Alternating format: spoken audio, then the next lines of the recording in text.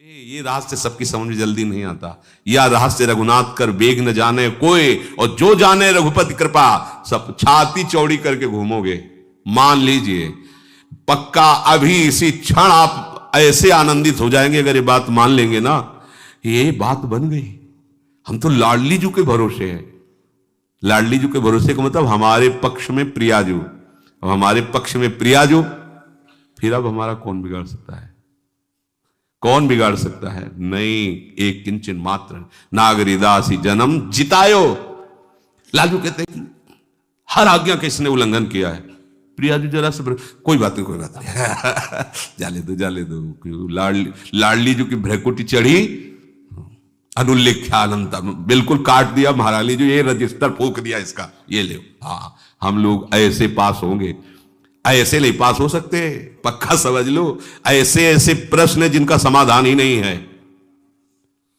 और अगर आप शरणागत हैं तो ऐसे ऐसे नंबर हैं जो प्रश्न के उत्तर लिखने पर आते ही नहीं हैं, वो केवल उन्हीं के द्वारा दिए जाते हैं। ये मेरा है, अब बोलो क्या? खत्म, सब खत्म। वो बोल देते हैं ठसक से, ये मेरा है, बस खत्म। ये मेरा सेवक है, जैसा मेरे सेवकों का होता है वैसा ही करो। नहीं, आपको तो इसने छोड़ दिया, वैश्या को उसने छोड़ दिया, मैंने थोड़ी छोड़ा, चलो करो। किसकी चलेगी इनके आगे? इसलिए इनके जैसा कोई कृपालु नहीं। अतः उपासक को यह देखना है कि वो प्रभु पर निर्भर है या अन्य किसी पर, यह ध्यान देना चाहिए अंदर से। हाँ, हरि गुरु चरण सेवा अनुसरहु, अर्चन बंदन संतत करहु, दास अंतन कर सुख लाओ। हमारा आश्रय तत्व दृढ़ होना चाहिए।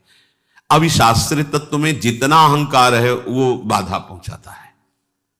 वो सांप की तरह फन फैला करके दौड़ता है बार बार। तो जैसे प्रभु नाच नाच करके कालिया के फणों को मर्दन कर दिया, अहंकार चूर कर दिया, ऐसे ही फिर आश्रयदाता हरि नृत्य करते हैं उसके अहंकार पर, चूर चूर कर देते हैं। जो भी कहीं कुछ भी सब मिटिया मेट कर देते हैं। एकदम दैन्यता की मूर्ति वो उपासक हो जाता है, क्योंकि उसको कोई बल ही नहीं। अगर वो कुछ भी सोचे तो क्या सोचे, उसके पास है ही नहीं कुछ प्रभु की सिवा को। तो फिर जैसा जोई जोई प्यारो करे सोई मुहि भावे, क्योंकि उसके पास कुछ है ही नहीं। ऐसा उपासक अभी जीवन मुक्त है। अभी कुछ भी हो, कोई भी हो, कैसा भी हो, अभी जीवन मुक्त है। अभी अंतिम फाइनल उसका अभी इसी क्षण हो गया। बस केवल प्रभु का भरोसा। ये जबान से कहने की बात नहीं है। ये वहां रोक के प्रश्न करें, मैं तो प्रभु के भरोसे हूं, जैसे कल प्रश्न, मैं तो समर्पण किए हूं, फिर हमारा काम क्यों नहीं बना? तो तुम्हारा काम क्या रह गया? तुम रह गए, तुम्हारा काम रह गया। तो समर्पण बकवास को थोड़ी कहते हैं। समर्पण किनका होता है? तन का, मन का, प्राणों का, स्वयं का। तो जब तन मन प्राण स्वयं समर्पित हो गए तो हमारा काम क्या रह गया? अब तो सब वो जाने उनका काम। हमारा काम क्या है वो हमारे, बस इतनी बात दिमाग में रखना। उनका काम क्या है वो देख लेंगे, ये पूरा सब उन्हीं का काम है, वो सब करवा लेंगे जो कुछ जैसे चाहिए। भक्ति योगी को सर्वश्रेष्ठ बताने से सिद्ध हुआ कि जितने योग हैं उनमें पूर्णता में कुछ ना कुछ कमी रहती है। संसार संबंध विच्छेद होने से सभी योगी बंधन से सर्वथा मुक्त हो जाते हैं, सभी निर्विकार हो जाते हैं, सभी सुख और शांति आनंद को प्राप्त करते हैं, ये पक्की बात है। परंतु जो प्रभु का अनन्य आश्रय लेकर भजन करता है उसमें और इन सब में अंतर है। इनमें भगवत प्रेम नहीं होता। मुक्त हो जाएंगे, सुख शांति को प्राप्त हो जाएंगे, पर प्रेमी नहीं होंगे। और जो भगवद आश्रित होता है उसको प्रेम, इस सब योगों का श्रेष्ठ योग प्रेम योग है, उसे प्रेम प्राप्त होता है। जैसे उद्धव जी अपने को पूर्ण मानते थे, पर जब प्रेमी गोपीजनों के समीप गए तब उनको अपनी अपूर्णता का बोध हुआ।